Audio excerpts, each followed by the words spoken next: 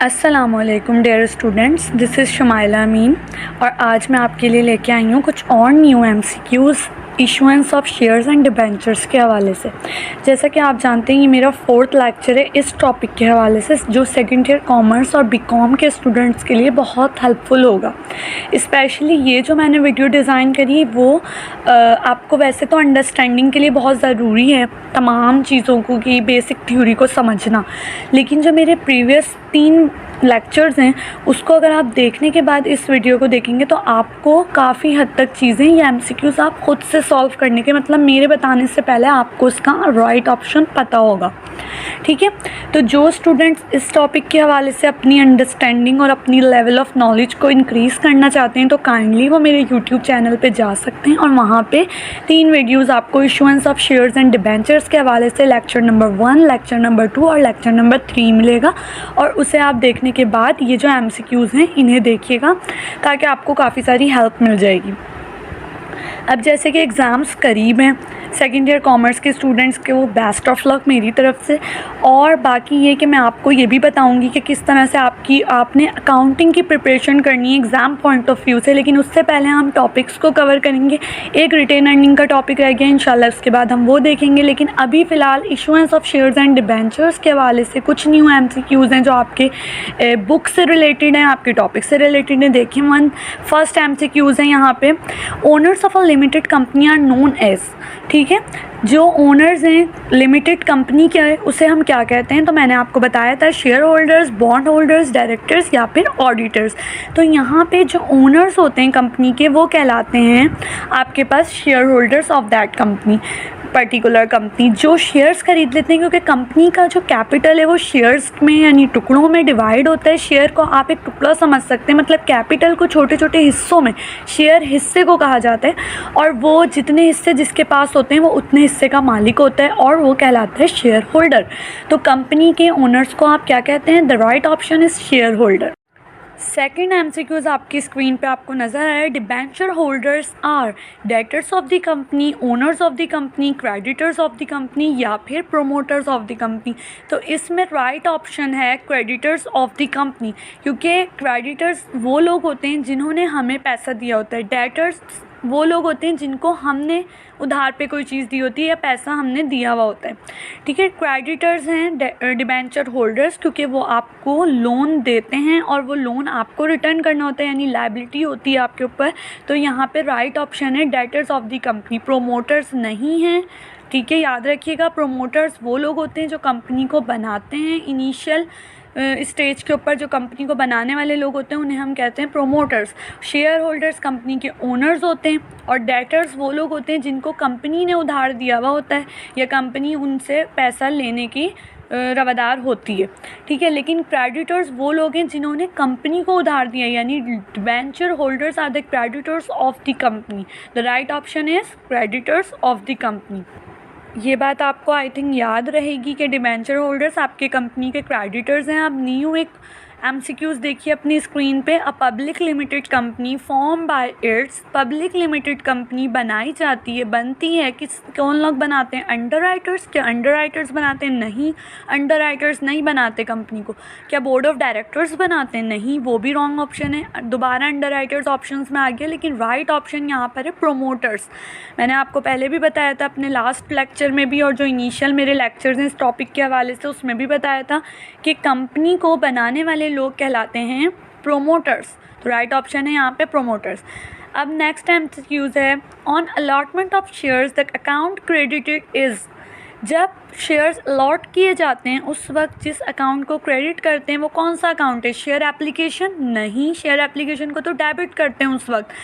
ठीक है, share capital? Yes, share capital को क्रेडिट किया जाता है। Share allotment? No. Share discount? No.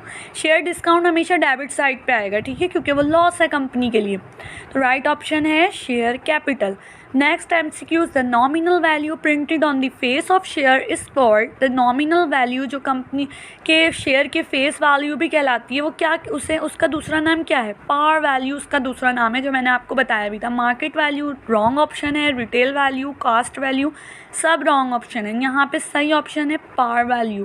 पार value, nominal value, face value तीनों शेयर की एक ही बात है, ठीक है। 10 रुपये जो पाकिस्तान में एक स्टैंडर्ड है, 10 रुपीज़ पार वैल्यू है शेयर की, जिससे हम उसकी मार्केट वैल्यू को कंपेयर करके उस पर डिस्काउंट और प्रीमियम पता लगाते हैं।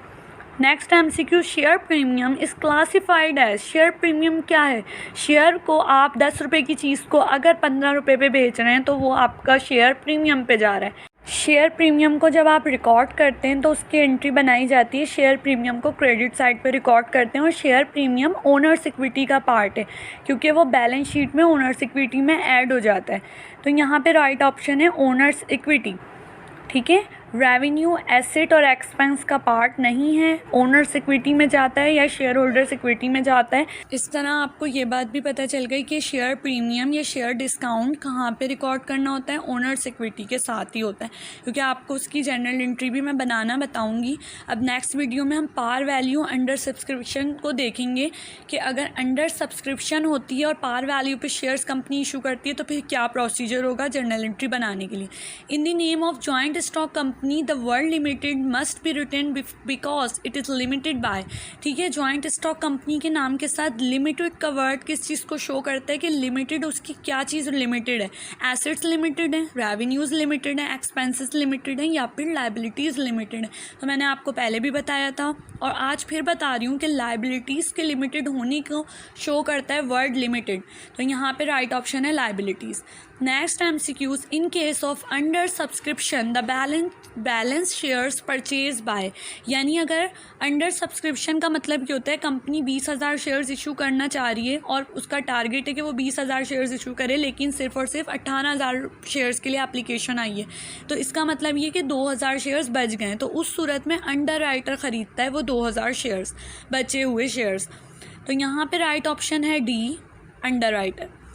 Access amount paid to debenture holders at the time of its maturity is. जो एक्सेस अमाउंट डिबेंचर होल्डर्स को कंपनी पे करती है मेच्योरिटी के टाइम पे, वो क्या कहलाता है? Number 1 ordinary premium, premium on redemption, premium on discount, extra ordinary premium. यहाँ पे राइट ऑप्शन है बी, प्रीमियम ऑन रिडेम्पशन, क्योंकि रिडीम करती है कंपनी जब उसको वापस कर लेती है सारे डिबेंचर्स को, तो वो कहलाता है रिडेम्पशन का स्टेप, और उसे हम कहते हैं प्रीमियम ऑन रिडेम्पशन। एक्स्ट्रा दे रही है ना पैसे तो प्रीमियम है, अगर कम होते तो फिर हम नहीं इसको प्रीमियम कहते हैं। यहाँ पे राइट ऑप्शन है premium on redemption.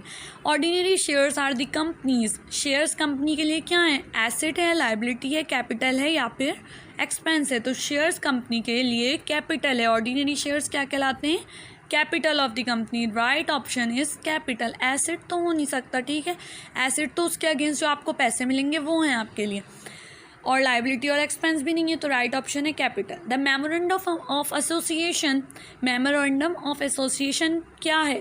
5 clauses of business, rules and regulations, external affairs of the company या नन ऑफ दीज। तो राइट ऑप्शन है 5 क्लॉजेस ऑफ द बिजनेस, जिसमें 5 क्लॉजेस आपको पता है, नेम क्लॉज है, कैपिटल क्लॉज है और काफ़ी सारी क्लॉजेस हैं जो मैंने आपको 5 क्लॉजेस की पूरी डिटेल बताई थी। अभी हमने MCQs करने, तो यहाँ पे मैं डिटेल नहीं बता रही।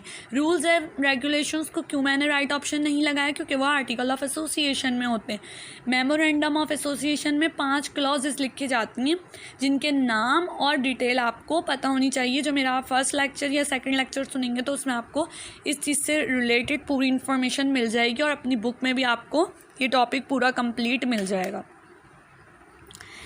इसके अलावा यहाँ पे एक्सटर्नल अफेयर्स का एक ऑप्शन है और नन ऑफ दिस का, तो वो भी ऑब्वियसली रॉन्ग ऑप्शंस हैं। तो सही ऑप्शन यहाँ पे फर्स्ट है, ए सही ऑप्शन है।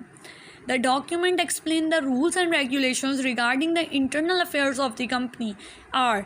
कौन सा ऐसा डॉक्यूमेंट है? इस, क्योंकि डॉक्यूमेंट एक है यहाँ पे तो इस का वर्ड यूज़ होगा। The document explains the rules and regulations regarding the internal affairs of the company.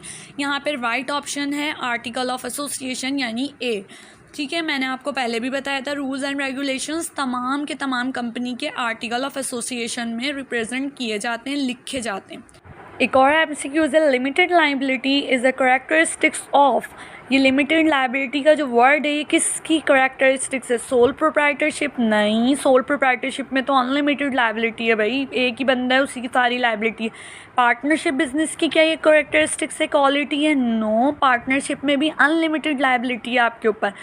Company की है जनाब। कंपनी यहाँ पे सही ऑप्शन है और सी ऑप्शन यहाँ पे राइट ऑप्शन है। डी को भी आप इग्नोर कर सकते हैं, नन ऑफ दिस नहीं है। यहाँ पे इस टॉपिक से रिलेटेड हमारे सारे एमसीक्यूज कंप्लीट हो चुके हैं। इसके अलावा आपको कोई भी हर्डल हो इस टॉपिक के हवाले से तो कमेंट सेक्शन में आप पूछ सकते हैं। Thank you so much for watching this video and keep watching and keep continuing growing and struggling in your life. Allah Hafiz. Thank you.